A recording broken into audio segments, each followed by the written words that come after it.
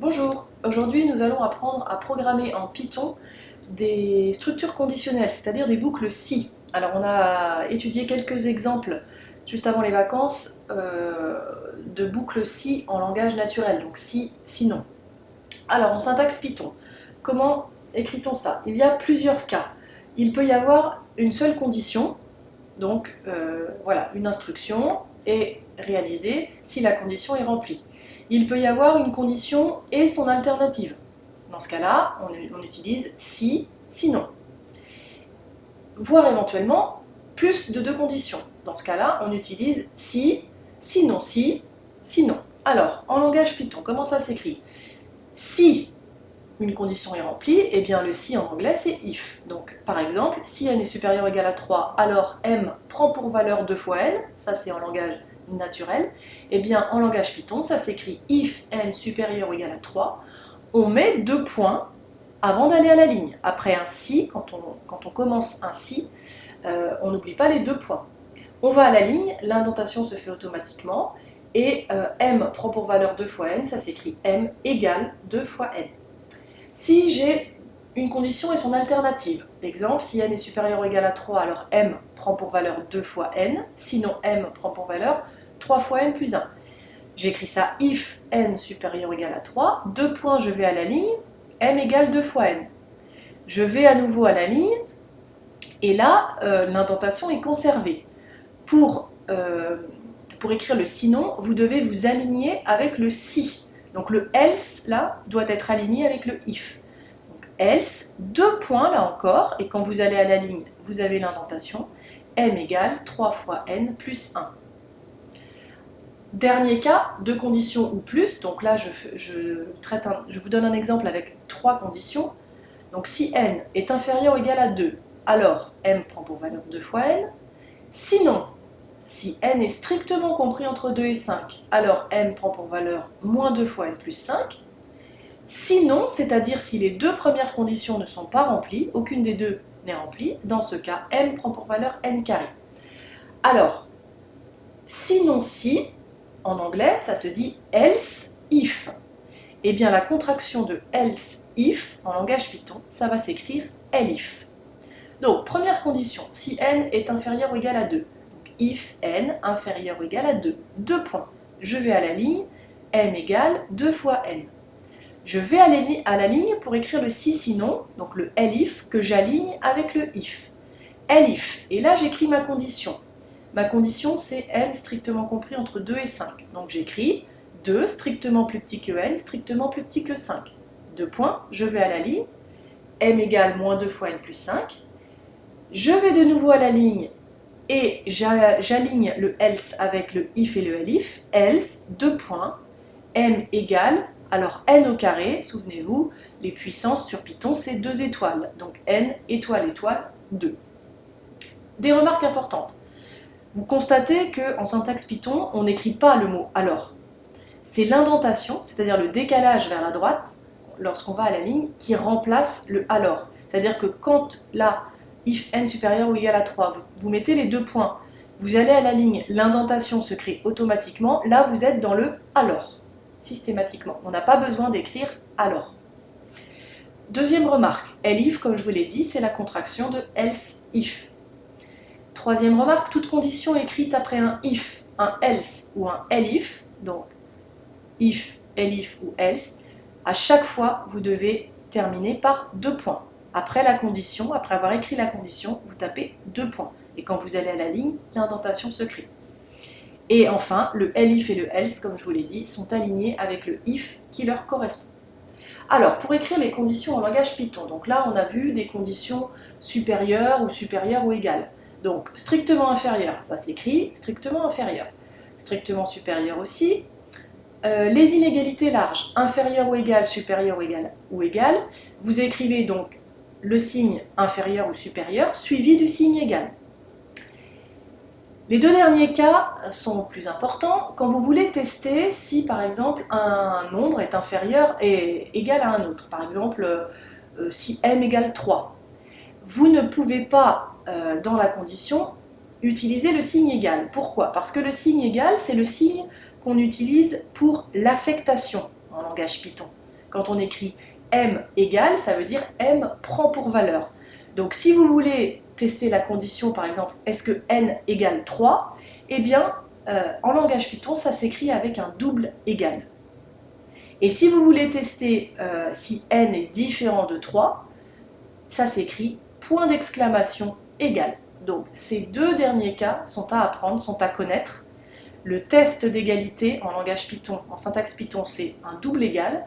Et le test d'inégalité, le test pour savoir si c'est différent de, c'est point d'exclamation égal. Alors, on peut combiner, donc on peut écrire une structure conditionnelle, un if, dans une fonction Python, bien sûr. Un exemple ici, une fonction qui s'appelle parité, qui a pour argument n, donc on devine que n est un entier, et cette fonction, elle doit nous renvoyer si l'entier n est pair ou s'il est impair. Alors, on sait qu'un entier pair, c'est un entier qui est multiple de 2, c'est-à-dire un entier dont le reste dans la division euclidienne par 2 est égal à 0. Donc, j'écris ma fonction def parité n. Je définis une fonction, j'écris les deux points, je vais à la ligne. Si l'entier est pair, c'est-à-dire si le reste de la division euclidienne de n par 2 est égal à 0. On a vu ce symbole là, le pourcentage, qui donne justement le reste de la division euclidienne de deux entiers. Donc n % 2. Donc si le résultat, le reste de la division euclidienne de n par 2 est égal à 0, donc là j'écris pas un simple égal, j'écris un double égal. Je ne suis pas obligée de mettre un espace, donc n pourcentage de égal 0, 2 points, parce que j'ai commencé un if, je vais à la ligne et j'ai une autre indentation. Dans ce cas, ma variable que j'appelle réponse prend pour valeur le mot pair, la chaîne de caractères pair. Sinon, donc else, 2 points, réponse égale, prend pour valeur, impair. Voilà, je vais à la ligne, et là, ma fonction doit renvoyer la réponse, c'est-à-dire le mot pair ou impair. Donc, le return, je l'aligne avec le nom de la fonction. D'accord? N'écrivez pas le return ici, surtout pas. Donc, parce que dans ce cas-là, ça ne va pas fonctionner. Votre fonction ne va renvoyer une réponse que si on est dans le cas du sinon. Donc le return, c'est important de toujours l'aligner avec le nom de la fonction. Return, réponse. Voilà, j'exécute ma fonction, il ne se passe rien, c'est normal. Pour pouvoir appliquer ma fonction, je vais dans la console et je tape parité de 6. Ça doit me renvoyer pair, voilà. Parité 7, ça me renvoie impair. Ok? Donc évidemment, la boucle si, la structure si, je peux l'imbriquer dans une fonction Python. Et c'est la plupart du temps d'ailleurs ce qu'on va faire. On va en général, le plus souvent, quand on écrira un programme Python, l'écrire sous la forme d'une fonction Python. Donc quelque chose qui commence par def. Alors je vais commenter l'exercice 11 et puis vous devrez faire ensuite par vous-même le 12, le 13 et le 14. Alors le 11, un groupe de personnes souhaite réserver un chalet pour les sports d'hiver. Le prix de la location du chalet, c'est 800 €. Ensuite, le forfait pour skier toute la semaine, c'est 220 € par personne. Mais il existe un tarif groupe à 180 € par personne à partir de 5 personnes d'un même groupe. Alors, pour un groupe de 4 personnes, quel est le prix? Eh bien, le prix du chalet, plus 220 fois 4. D'accord? Donc vous calculez, 800 plus 880, ça fait 1680 €. Ensuite, pour 4 personnes. Ensuite, pour 6 personnes, alors là, on sait qu'à partir de 5 personnes, le forfait pour skier n'est pas de 220 € par personne, mais de 180 € par personne. Donc l'allocation du chalet, 800, plus 180 fois 6, égale, vous calculez, alors, 800 plus 180 fois 6, hop, retourne dans le bon menu.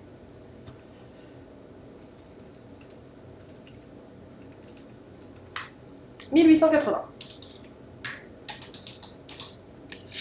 pour 6 personnes. Voilà. En rouge les réponses. Complétez la fonction Python nommée prix, donc d'argument grand N, le nombre de personnes, qui doit calculer et afficher le prix total payé pour la semaine par un groupe de N personnes. Alors, je l'ai défini comme une fonction qui s'appelle prix. J'efface tout. Def, prix, et en argument de cette fonction, j'ai le nombre de personnes. 2 points, je vais à la ligne. Alors, je dois tester si le nombre de personnes est inférieur à 5 ou supérieur à 5. If, quelle est la condition à écrire? If n, alors, si le tarif baisse, donc le forfait pour skier est de 180 € par personne à partir de 5 personnes. Donc si n est strictement inférieur à 5 personnes, 2 points, P égale, donc j'écris la formule, 800 plus le nombre de personnes n fois 5. Pas fois 5, pardon, fois 220. C'est 220 € par personne. Sinon, sinon, n est supérieur ou égal à 5, donc j'ai pas besoin de l'écrire la condition. Donc else, 2 points, je vais à la ligne, P égale 800 plus 180, n fois 180. Et je m'aligne avec le nom de la fonction pour renvoyer le prix. J'exécute, voilà, et là je vais appeler la fonction donc prix pour 4 personnes. 1680. Prix pour 6 personnes, 1880. Dernière question, modifier ce programme pour qu'il calcule et affiche le prix que doit payer chaque membre du groupe. Ça, c'est le prix total. Ma fonction Python, là, affiche le prix total pour la semaine. Si je veux le prix par personne,